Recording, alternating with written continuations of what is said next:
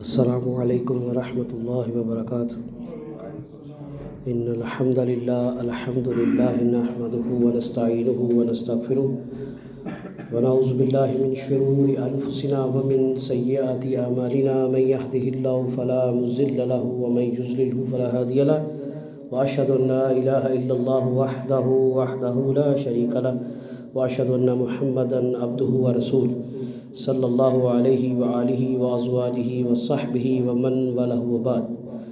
قال اللہ تبارک وتعالی فی القرآن المجید بعد اعوذ باللہ السمیع العلیم من الشیطان الرجیم یا ایھا الذین آمنوا اتقوا اللہ حق تقاتہ ولا تموتن الا وانتم مسلمون یا ایھا الناس اتقوا ربکم الذی خلقکم من نفس واحدہ وخلق منها زوجها وبث منهما رجالا كثيرا ونساء واتقوا الله الذي تساءلون به والارحام ان الله كان عليكم رقيبا يا ايها الذين امنوا اتقوا الله وقولوا قولا سديدا يصلح لكم اعمالكم ويغفر لكم ذنوبكم ومن يطع الله ورسوله فقد فاز فوزا عظيما اما بعد فان خير الحديث كتاب الله وخير الهدي هدي محمد صلى الله عليه وسلم وشر الامور محدثاتها وان كل محدثة بدعة وَإِنَّ كُلَّ بِدْعَةٍ ضَلَالَةٍ الضَّلَالَةُ فِي النَّارِ۔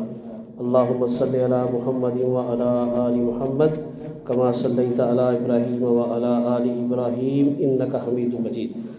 اللهم بارك على محمد وعلى آل محمد كما باركت على إبراهيم وعلى آل إبراهيم إنك حميد مجيد۔ رب اشرح لي صدري ويسر لي أمري واحلل عقدة من لساني يفقهوا قولي رب زدنی علما رب زدنی علما رب زدنی علما اللہم انفعنا بما علمنا وعلمنا ما ينفعنا وزدنا علما۔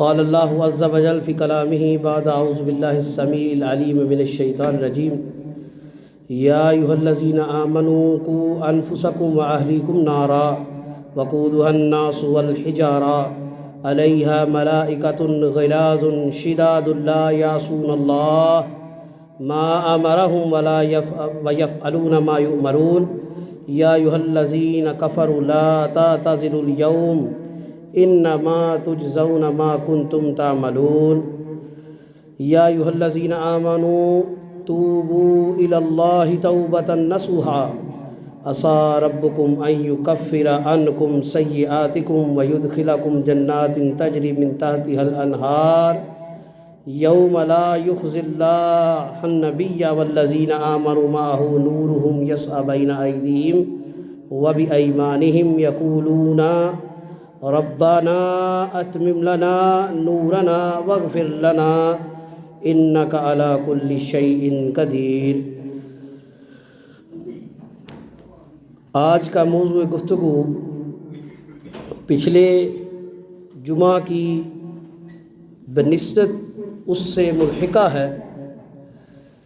پچھلے جمعہ میں ہم نے اللہ کریم کی رحمت، ربوبیت، وسعت اور محبت کے متعلق ایک بڑی ہی پیاری آیت سے متعلق گفتگو کی تھی۔ سورہ زمر کی آیت نمبر 53، 39 نمبر، 39 نمبر یہ سورہ ہے، آیت نمبر 53 ہے، 53 نمبر۔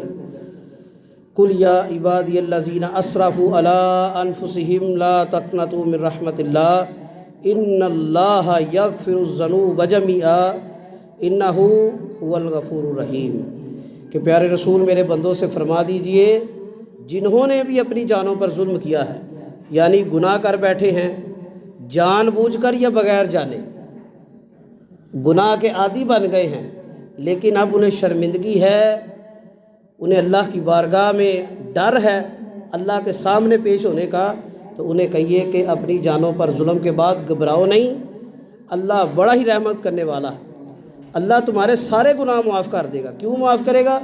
انہ هو الغفور الرحیم، بے شک وہ معاف کرنے والا، رحم کرنے والا ہے، اس کے علاوہ کوئی معافی دینے والا اور رحم کرنے والا نہیں ہے۔ اس کا آیت کا ایک یہ بھی پہلو ہے، اور کچھ علماء عصر حاضر میں بھی اور مفسرین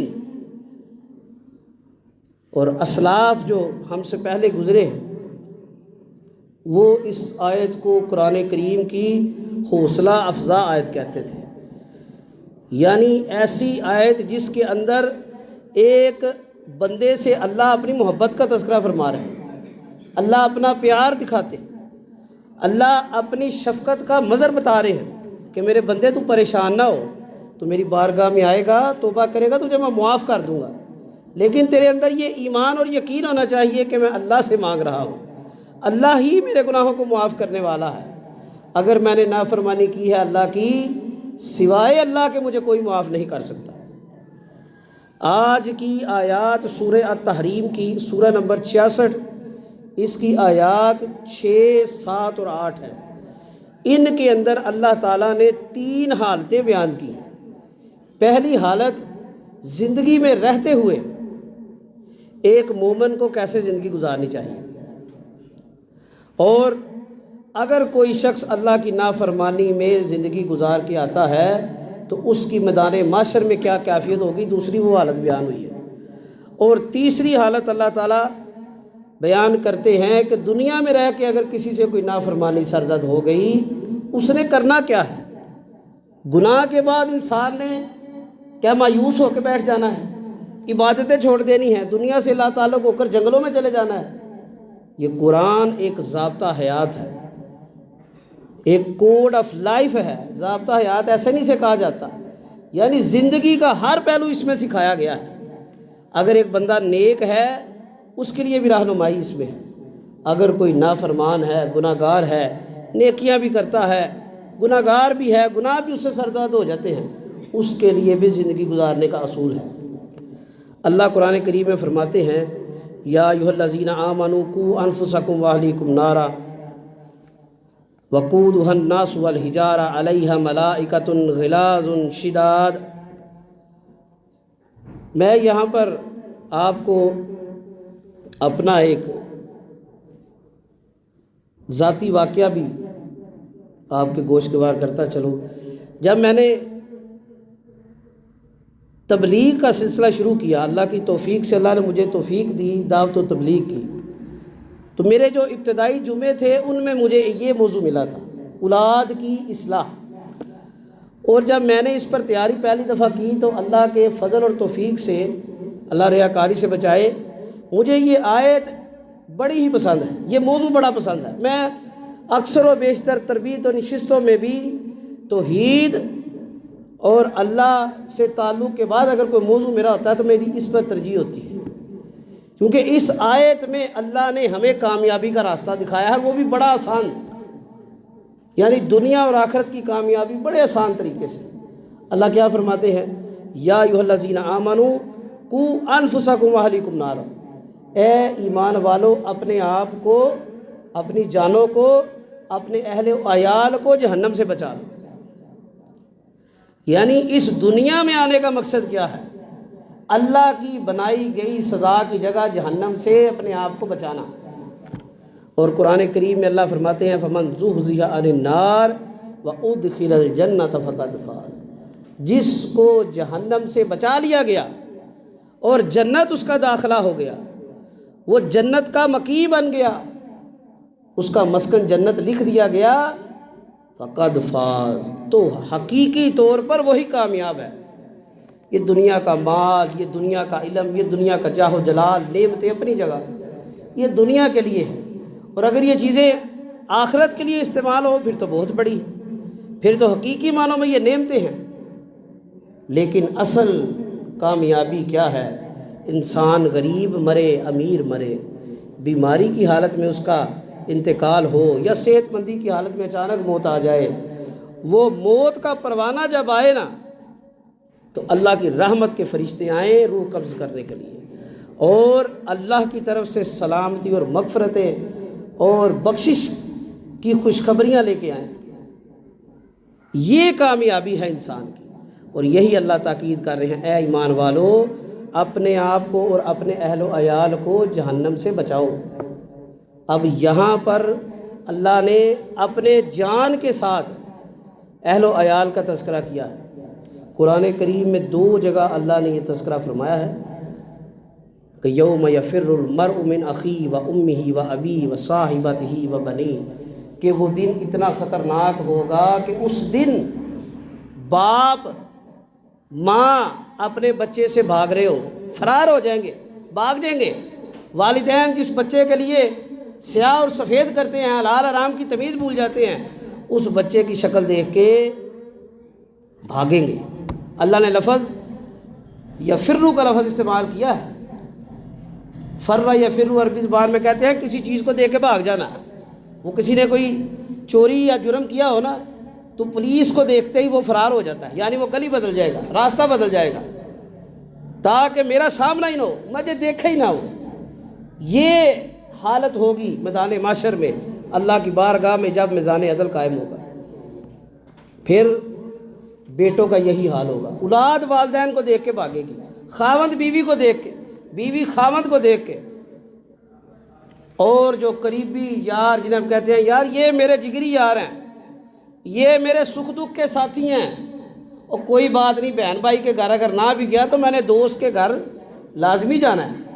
بہن بھائی تو شریکہ ہوتا ہے نا، یہ ہم لوگوں کو پتہ نہیں کس نے بتا دیا ہے، کس بدبخت کی مات ماری ہے اس نے یہ لفظ سکھا دیا ہے، جی بہن بھائی شریکہ ہے۔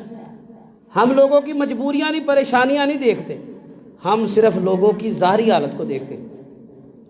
اور یہ اتنی بری عادت ہے کہ رسول مکرم صلی اللہ علیہ وسلم نے فرمایا ان اللہ لا ينظر الى صورکم ولا اعمالکم، اللہ تعالیٰ تمہاری صورتوں کو اور عملوں کو نہیں دیکھتا، ولکن اللہ ينظر الى قلوبکم واعمالکم، اللہ تمہارے مال اور تمہاری حالت کو نہیں دیکھتا کس حالت میں ہو، اللہ تمہارے عملوں کو دیکھتا ہے اور دلوں کو دیکھتا ہے۔ یعنی اللہ یہ بندے کو تربیت دے رہے ہیں اپنے نبی کے ذریعے، کسی کی ظاہری حالت کو دیکھ کر فتوے نہ لگاؤ، اس سے نفرتیں نہ کرو، اس سے تعلق نہ توڑو۔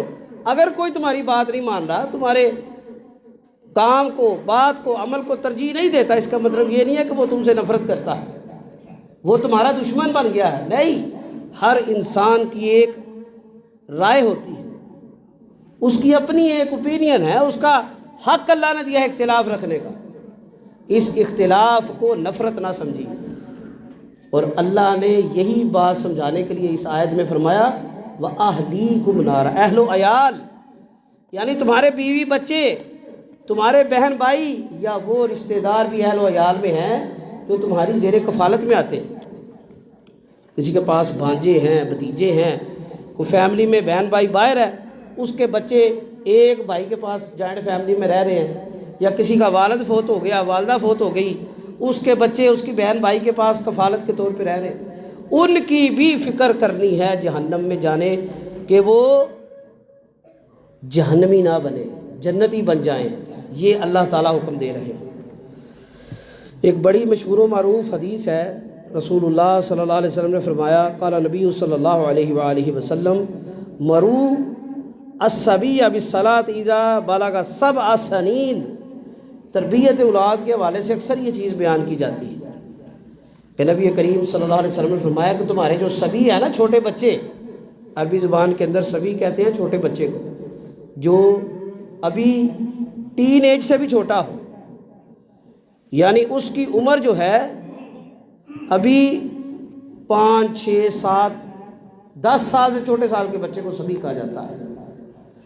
فرمایا کہ تمہارے یہ جو بچے اور بچیاں ہیں جو 10 سال سے بھی چھوٹے ہیں، ان بچوں کو حکم دو نماز کا،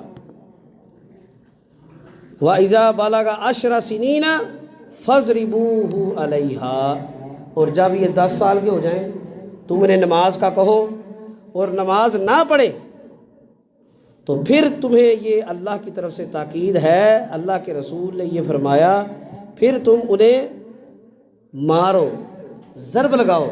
اب یہ نہیں کرنا کہ لاٹھی لے کے بچے کی ہڈی پسلی توڑ دینی ہے، تو نماز نہیں پڑھتا، 10 سال کا ہو گیا، 11 کا ہو گیا۔ وہ ضرب سے مراد یہ ہے کہ 1 2 تادیباً، ادب سکھانے کے لیے، تربیت کے لیے، کوئی آپ اس کو کوئی تھپڑ مار دیں یا کوئی ہاتھ مار دیں یا کوئی ہلکی سی، یعنی وہ چوٹ جس کی تکلیف محسوس ہو، کوئی جسمانی نقصان زیادہ نہ ہو، وہ ضرب کا لفظ کہا گیا۔ کچھ لوگوں کو دیکھا ہے وہ بچے نماز نہیں پڑھتے تو وہ لٹھ لے کے پیچھے پڑ جاتے ہیں، یہ آج میں نے تیرے گوڈے گٹے توڑ دینے، چھیک دینا تیرے، نیلو نیل کر دینا۔ بھائی یہ تربیت تو رسول اللہ صلی اللہ علیہ وسلم کی نہیں ہے۔ سیدنا انس بن مالک رضی اللہ تعالیٰ عنہ بیان کرتے ہیں کہ میں 10 سال رسول اللہ صلی اللہ علیہ وسلم کی بارگاہ میں خدمت کے لیے پیش رہا، یعنی ان کی والدہ نے سیدنا انس بن مالک رضی اللہ تعالیٰ عنہ کو نبی علیہ السلام کا بطور غلام خادم پیش کیا۔ 10 سال کہتے ہیں میں رسول اللہ صلی اللہ علیہ وسلم کی خدمت میں رہا، اور 10 سال میں کبھی بھی رسول اللہ صلی اللہ علیہ وسلم نے مجھے نہ مارا، نہ ڈانٹا، نہ جھڑکا۔ ہم لوگ تو سگی اولادوں کو گالیاں نکال دیتے ہیں، کوئی بچہ بات رہا نہ مانے تو ماں باپ اس کو پتہ نہیں کس کس کا بچہ بنا دیتے ہیں اور کیا کیا برے برے القاب کہتے ہیں۔ مجھے یہاں پر ممبر پر بتانے کی ضرورت نہیں ہے، یہ ممبر کی توہین ہے، لیکن یہ وہ بد اخلاقی ہے جس کو میں اور آپ جانتے ہیں۔ ہم بچوں کو کیا کیا کہتے ہیں؟ باپ ہے وہ بکری، عجیب زبان مغلظات بک رہا ہے، گالیاں نکالتا ہے، ماں علیحدہ نکالتی ہے، اور جس کو منع کرو وہ آپ کو نہیں پتہ جی یہ بچے بڑے شرارتی ہیں، ان کو مارو ڈانٹو نہ، گالیاں نہ نکالو، سخت لفظ نہ کہو، یہ بات نہیں مانتے تھے۔ تو بندہ پوچھے کیا یہ بچے آج شرارتیں کر رہے ہیں؟ 1400 سال پہلے کوئی شرارتی بچہ نہیں تھا۔ کیا آپ نے سیدنا حسنین کریمین کے بچپن کے حالات نہیں پڑھے کہ نبی کریم صلی اللہ علیہ وسلم خطبہ ارشاد فرما رہے ہیں، جناب حسین رضی اللہ تعالیٰ عنہ مسجد میں داخل ہوئے، داخل ہوتے ہوئے انہیں ٹھوکر لگی، گرنے لگے اور زمین پر گر بھی گئے۔ نبی کریم صلی اللہ علیہ وسلم ممبر سے اتر کے انہیں جا کے اٹھایا اور اپنے پاس لا کر بٹھایا، اور پھر آپ نے فرمایا بے شک اللہ نے اولاد میں بڑی آزمائش رکھی۔ اور یہ مشہور حدیث ہم نے سننی رکھی کہ رسول اللہ صلی اللہ علیہ وسلم نماز پڑھتے تو جب آپ رکوع یا سجدے میں جاتے تو جناب حسنین کریمین آپ کے اوپر آ کے بیٹھ جاتے، اور اتنی دیر آپ سجدہ کرتے کہ صحابہ کہتے ہیں کہ کبھی محسوس ہوتا کہ نعوذ باللہ کہیں اللہ معاف کرے رسول اللہ صلی اللہ علیہ وسلم کی روح تو نہیں قبض ہو۔ یہ کس نے سکھایا ہے اور کس کو سکھایا ہے؟ ہم صرف سکھانے والے کو یاد رکھتے ہیں کہ ایک نبی آیا تھا جس کا ہم نے کلمہ پڑھنا ہے، جس کے نعرے لگانے ہیں، جس کی پیدائش کے دن پہ جھنڈیاں لگانی ہیں، جلوس نکالنے ہیں، جس کے لیے ہم نے کہنا ہے کہ سیدی مرشدی یا نبی یا نبی، یہ نعرے لگانے ہیں ہم نے، بس ختم نبوت کے لیے جان دے دیں گے، دینی چاہیے، ایمان کا حصہ ہے۔ جو بندہ نبی کی ناموس پہ اس کے اندر نبی کی بے ادبی کرنے والے یا جھوٹے مدعی کے لیے نفرت نہیں ہے، اس کو برا نہیں سمجھتا، میں کہتا ہوں اس کے ایمان میں کمزوری ہے۔ لیکن حقیقی معنوں میں کیا ہے؟ جس نبی کے لیے اتنے محبت کے دعوے ہیں اس نبی کی اطاعت کرنی ہے، اس نبی کی بات ماننی ہے۔ وہ نبی نے سکھایا بچوں سے پیار کرو، محبت کرو، انسیت کرو۔ یہ آج جمعے کے دن میں بھی عہد کرتا ہوں، آپ بھی اللہ کو حاضر ناظر جان کے عہد کریں کہ ہم نے بچوں کے ساتھ پیار سے پیش آنا ہے، ہم نے بچوں کو گالی گلوچ کے ساتھ پیش نہیں آنا، برا بلا نہیں کہنا۔ شرارتیں کریں گے بچے، کچھ لوگ تو ہمارے بزرگ ہیں وہ برا بنا جاتے ہیں، بچے مسجد میں آئیں تو وہ بچے ظاہر بات ہے شرارتیں کرتے ہیں، بولتے ہیں۔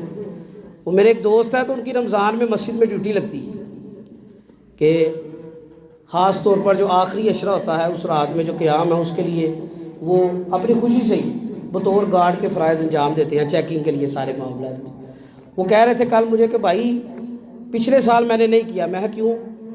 کہتا ہے 4-5 سال ڈیوٹی کی ہے تو لوگ جو ہے نا وہ میں نے بچوں کو ایک دفعہ بٹھا بھی دیا ہے لیکن پھر بھی کہتے ہیں یہ بچوں کو اٹھا کے نمازیں پڑھاؤ، یہ بچوں کو کوئی یا مسجد میں نماز پڑھو یا چلے جاؤ، ادھر فضول نہ بیٹھے رہو، باتیں نہ کرو۔ میں کہ اللہ تعالیٰ ہمارے ان بڑوں کو بھی ہدایت دے۔ آج ہم ان بچوں سے محبت کریں گے، ان بچوں کے ساتھ انسیت کریں گے، ان کو پیار سے سمجھائیں گے، کل یہ نمازی بنیں گے۔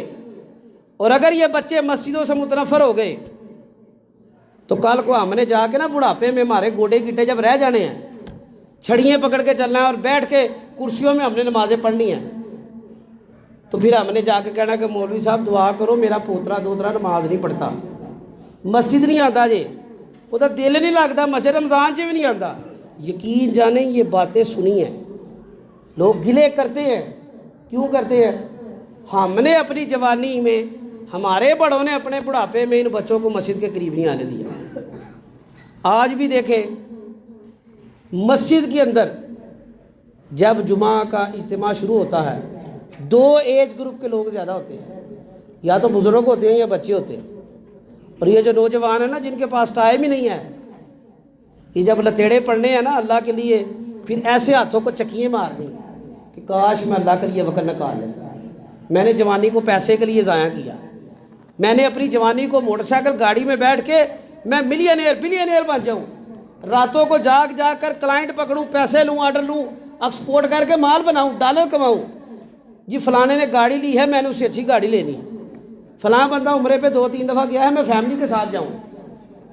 دن رات پیسے کے لیے پاگل ہونے والے نوجوانوں نے نا اللہ کی بارگاہ میں رونا ہے کہ ہم نے اپنا وقت ضائع کیا۔ یہ نوجوان جو ہے نا یہ مسجدوں میں جلدی نہیں آتے، ان کو بیماری ہے، بیچارے کیسے ہیں 12-12:30 بجے تک جمعے والے دن سوئی رہتی ہے اکثر عوام، ان کی آنکھ ہی 12:30 بجے 12:15 کھلتی ہے جب پہلی اذان ہوتی ہے۔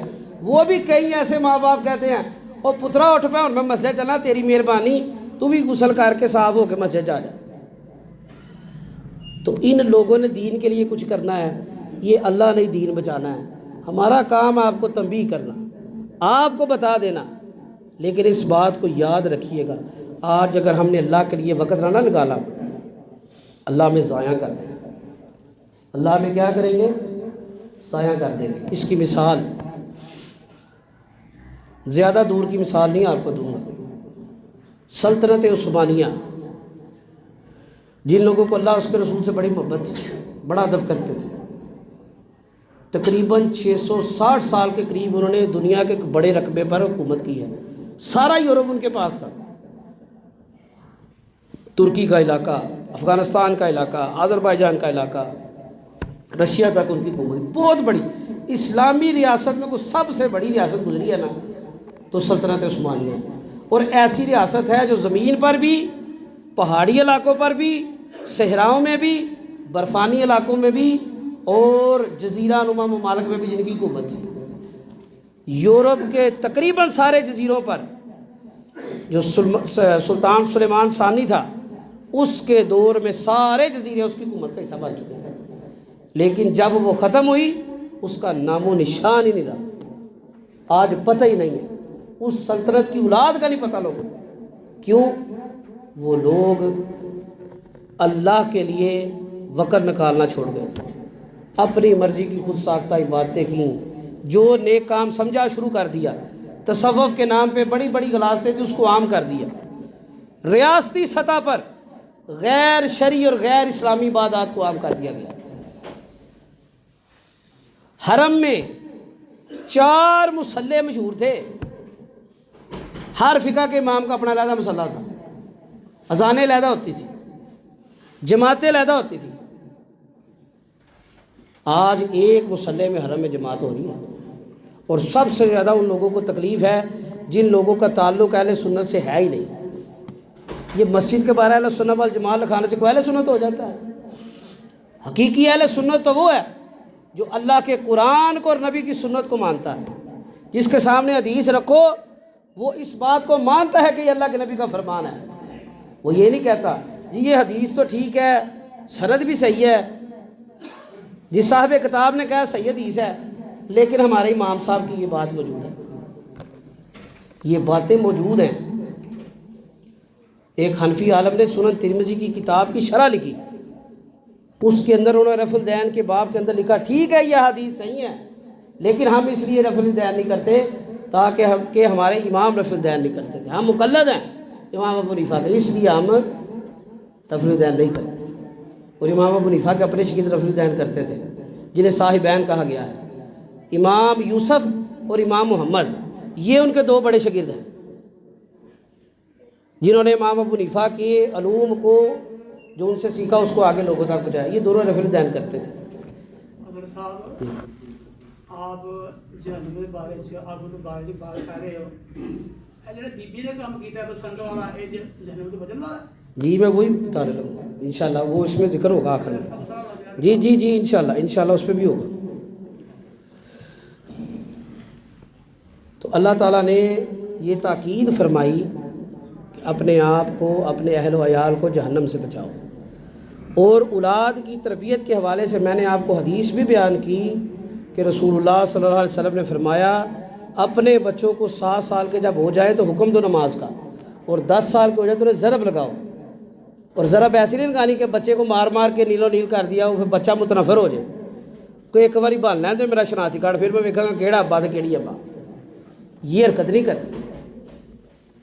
ضرب لگائے، سمجھائیں، 1-2 تھپڑ لگائے، لیکن اس طرح کی لگائے کہ آپ کا ادب قائم رہے۔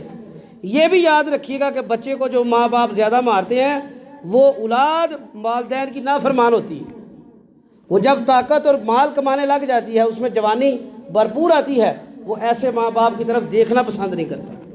یہ فطرت کا قانون ہے، یہ کوئی اس میں حلال ایک بندہ کہتا ہے جی میرے پاس ہے جی میں نے بچوں کو بڑی پوری زندگی حلال کھلایا جی، بچے متنفر ہو گئے، لیکن اس حلال کے ساتھ تیری زبان کیا حلال والی تھی؟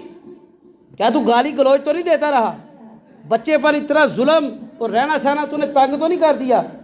کچھ لوگ تو ایسے بدبخت ہوتے ہیں کہ بچہ اگر کسی دوست کے پاس بیٹھ گیا ہے بتا کر جائے کہ میں عشاء تک یا مغرب تک آؤں گا، لیٹ ہو جاؤں گا، فلاں دوست کے پاس جا رہا ہوں، اور اگر آپ کو پتہ ہو کہ وہ دوست بھی کوئی برا آدمی نہیں ہے، اس کے گھر والے بھی اچھے لوگ ہیں، خود بھی وہ اچھا بندہ ہے، پھر بھی ماں باپ بچے کو کوستے ہیں، تانے دیتے ہیں، تو نبی کریم نے اس چیز سے منع فرمایا ہے، یہ ادب اور پیار سکھایا ہے۔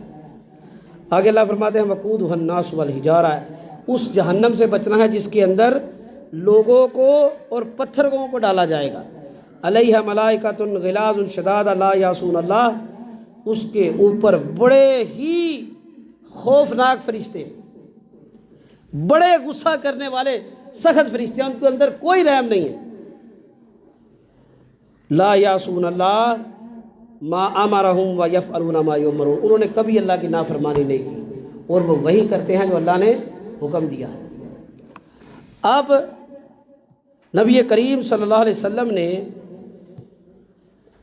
یہ جو الفاظ ہیں وقودھا الناس والحجارہ، اس کی وضاحت فرمائی۔ لوگوں میں سے تو وہ لوگ جہنم میں جائیں گے جنہوں نے اللہ کی نافرمانی کی ہے، جو کبیرہ گناہ جنہوں نے کیے توبہ نہیں کی وہ جہنم کا ایندھن بن گئے، جو مشرک تھے جو منافق تھے وہ جہنم کا ایندھن بن گئے، اور وہ لوگ جن کو وہ اللہ کے مقابلے میں ترجیح دیتے تھے وہ لوگ بھی جہنم میں جائیں گے، اگر تو وہ لوگ خود گمراہی کی حالت میں مرے۔ اسی لیے ہم کہتے ہیں اللہ کا یہ فرمان اپنے دماغ میں بٹھا لو، نقش کر لو اپنے ماتھوں پر، دل و دماغ پر، اطیعوا اللہ و اطیعوا الرسول و اولو الامر منکم فان تنازعتم فی شیء فردوہ الی اللہ، اللہ اور اس کے رسول کی اطاعت کرو اور اس صاحب امر کی اطاعت کرو جو تمہارے اوپر نگہبان ہے، اس کی وہ اطاعت کرنی ہے جو اللہ اس کے رسول کی مائیت میں ہو۔ حافظ صاحب نے بڑی اچھی رہنمائی فرمائی ہے۔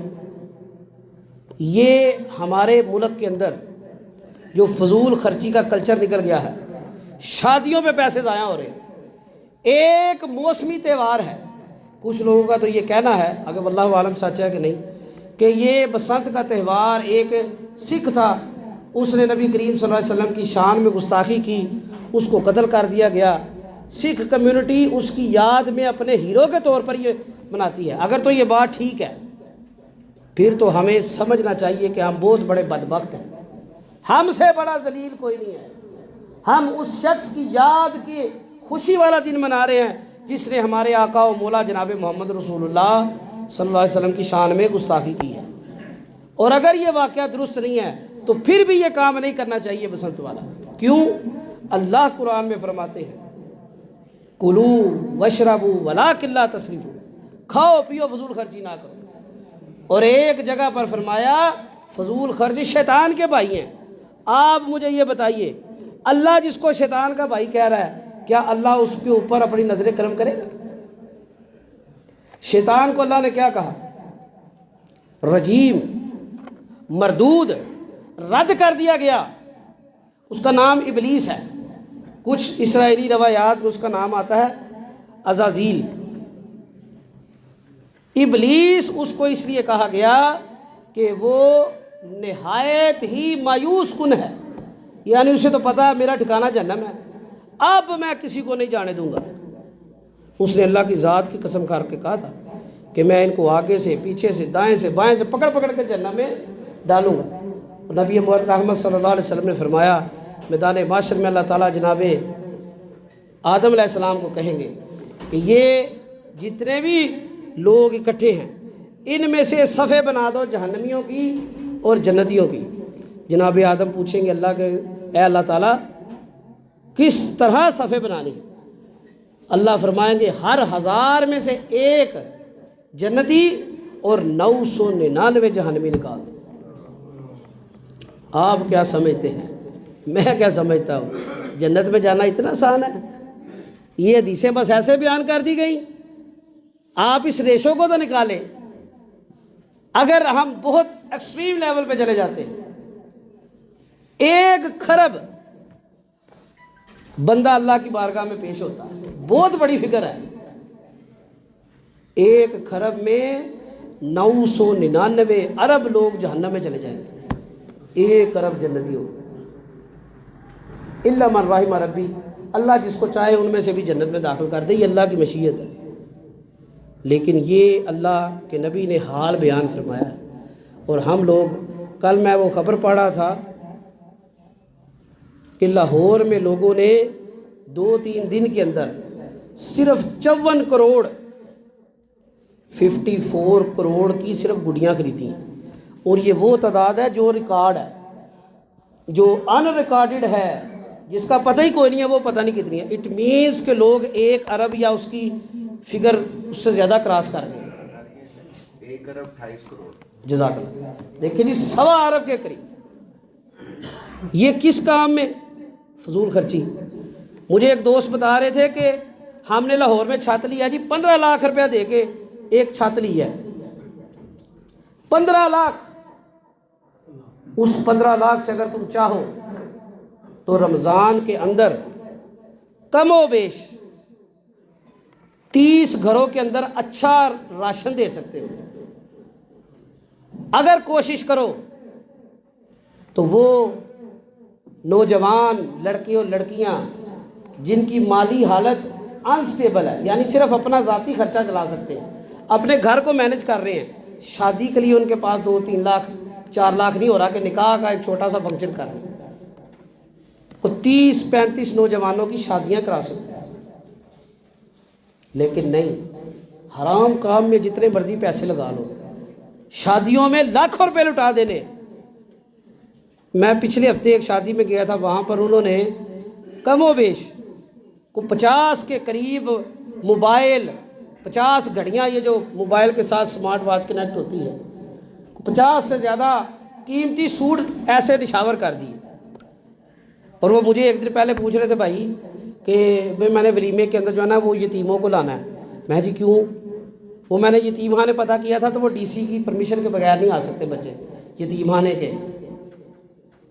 تو جی میں نے حدیث سنی ہے، نبی علیہ السلام نے فرمایا ہے کہ بدترین ولیمہ وہ ہے جس میں یتیم، مسکین اور غریب نہ ہو۔ میں کہ میرے بھائی دیکھو تمہارے گاؤں کے اندر، شہر کے اندر، محلے میں، عزیز و کرم میں کوئی یتیم نہیں ہے، کوئی غریب نہیں ہے۔ میں نے آج تک کوئی ایسا خاندان نہیں دیکھا جس میں سارے خاندان کے لوگ ویل سیٹلڈ ہو، امیر ہو۔ یہ اللہ کا ایک نظام ہے، ہر خاندان میں آپ کو غریب بھی ملے گا، امیر بھی ملے گا، مقروض بھی ملے گا، یتیم مسکین بھی ملے گا، اور ایسا فقر و فاقہ والا بھی ملے گا کہ جو بیچارہ بے روزگار ہے، جس کا گھر بھی اپنا نہیں ہے، کمائی کا بھی ذریعہ نہیں ہے، لوگوں سے مانگ کر اپنے کام چلا رہا ہے۔ ایسے لوگ اکثر خاندانوں میں موجود ہیں۔ یہ اللہ نے اپنی قدرت دکھائی ہے کہ واللہ یبسط الرزق لمن یشاء، اللہ جس کے لیے چاہے رزق وسیع کر دے۔ تو اللہ تعالیٰ نے ایسے لوگوں کی تنبیہ کی ہے جو لوگ حرام کاموں کی طرف ترجیح دیتے ہیں، وہ بھی جہنم کا ایندھن بنیں گے۔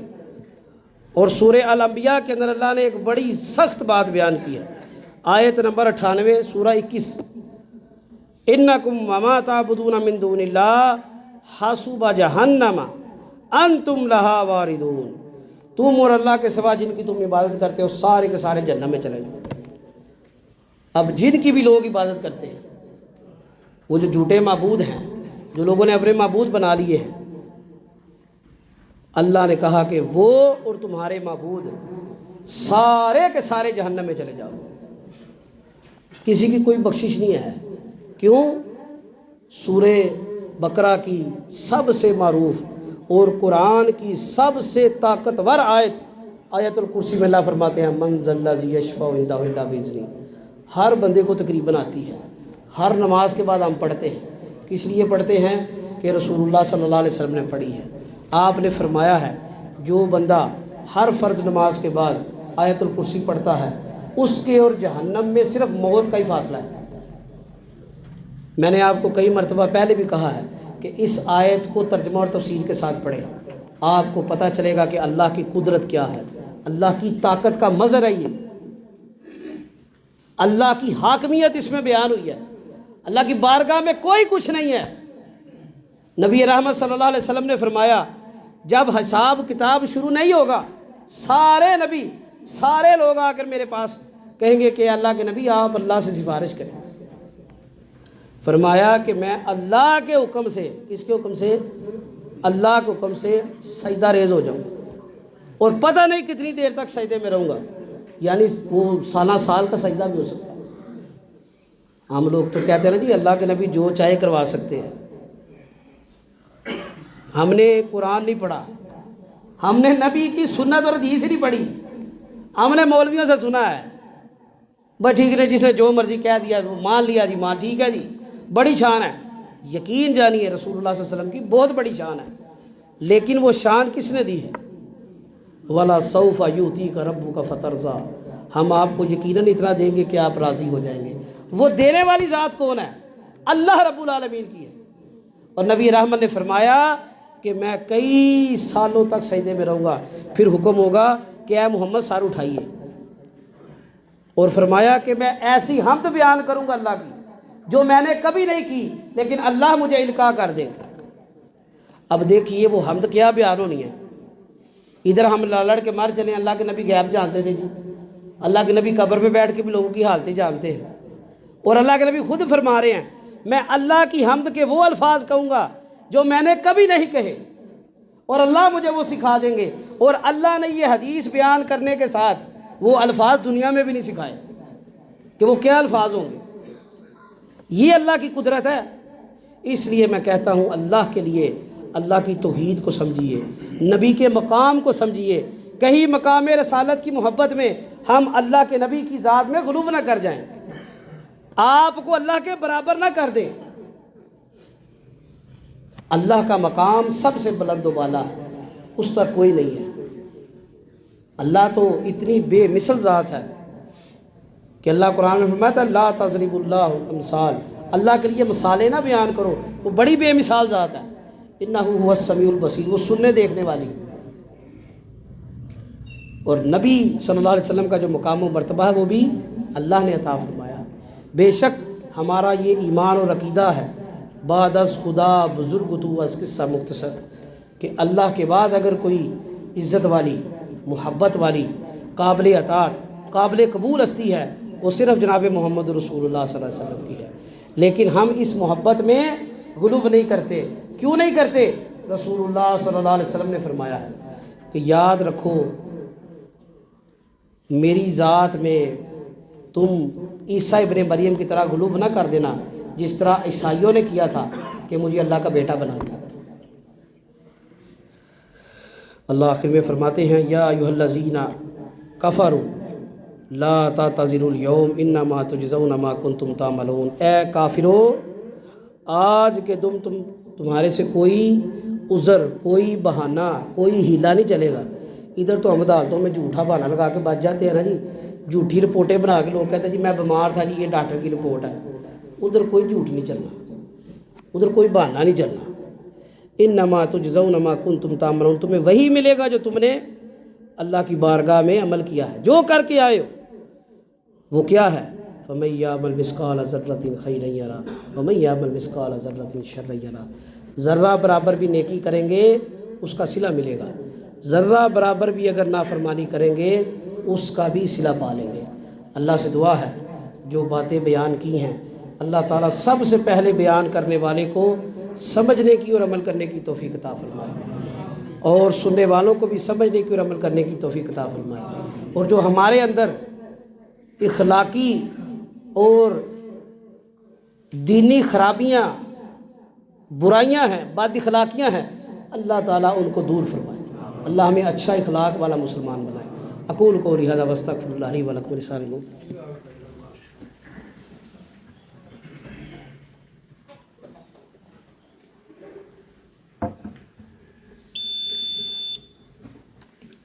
ان الحمد للہ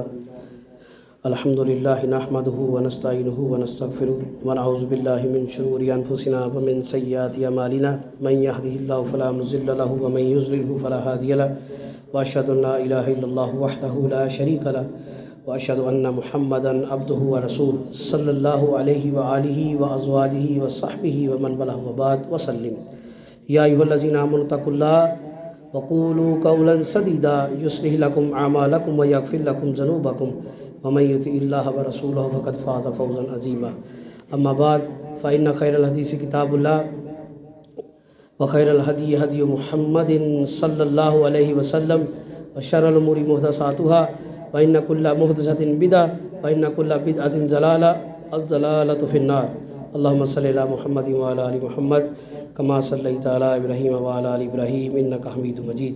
اللہم بارک علی محمد وعلی آل محمد کما بارکت علی ابراہیم وعلی آل ابراہیم انک حمید مجید۔ اللہم اعز الاسلام والمسلمین، اللہم اذل الشرک والمشرکین، اللہم دمر اعداء الدین، اللہم نصر من نصر دین محمد صلی اللہ علیہ وسلم ویجعلنا منہم۔ اے اللہ جتنے مسلمان پریشان حال ہیں ان کی پریشانیاں دور فرما۔ اے اللہ فلسطین میں، برما میں، کشمیر میں، پاکستان میں جہاں پر بھی مسلمانوں پر مظلوموں پر ظلم ہو رہا ہے، اللہ تمام مظلوموں کی مدد فرما۔ اللہ ظالموں کو ہدایت عطا فرما۔ اللہ اگر آپ نے ان کی نصیب میں ہدایت نہیں لکھی، اللہ ان ظالموں کو نشان عبرت بنا۔ اے اللہ جتنے بھی ہمارے عزیز ایمان کی حالت سے اس دنیا سے چلے گئے ہیں، اللہ سب کی کامل بخشش مغفرت فرما۔ اے اللہ ہمیں بھی موت کی تیاری کی توفیق عطا فرما۔ اے اللہ جتنے مسلمان بیمار ہیں، ہسپتالوں میں ہیں، گھروں میں ہیں، ہر قسم کی روحانی اور جسمانی بیماریوں سے شفائے کاملہ عاجلہ عطا فرما۔ اللہ جتنی بھی زندگی عطا فرمانا، ایمان والی، عافیت والی، صحت والی زندگی عطا فرمانا۔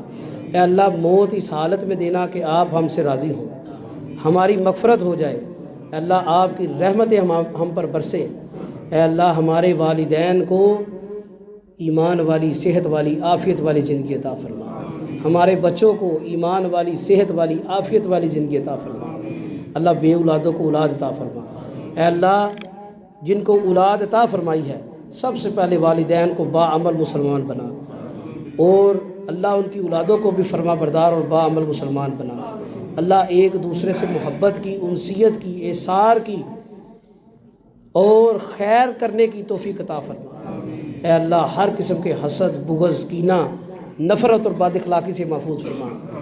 ہمارے بزرگ، ہمارے مسجد کے نمازی سمیع صاحب دانش بھائی کے والد جو ہیں، پچھلے جمعہ بھی ان کے لیے دعا کی تھی، آج وہ بتا رہے تھے کہ قدرے بہتر ہیں۔ ہم مزید دعا گو ہیں کہ اللہ ہمارے ان بزرگوں کو بھی ایمان والی، عافیت والی زندگی عطا فرما۔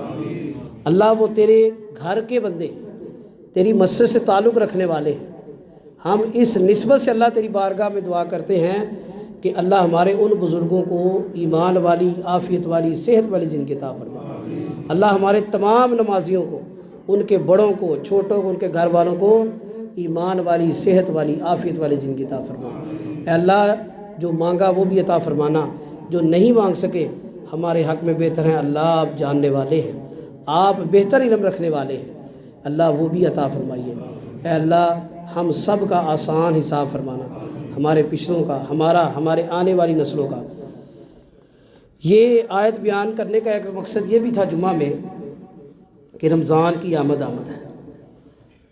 آج سے تقریباً 12-13 دن بعد پہلا روزہ ہوگا، اللہ بہتر جاننے والے ہیں، تو کوشش کریں ابھی سے تیاری شروع کر دیں۔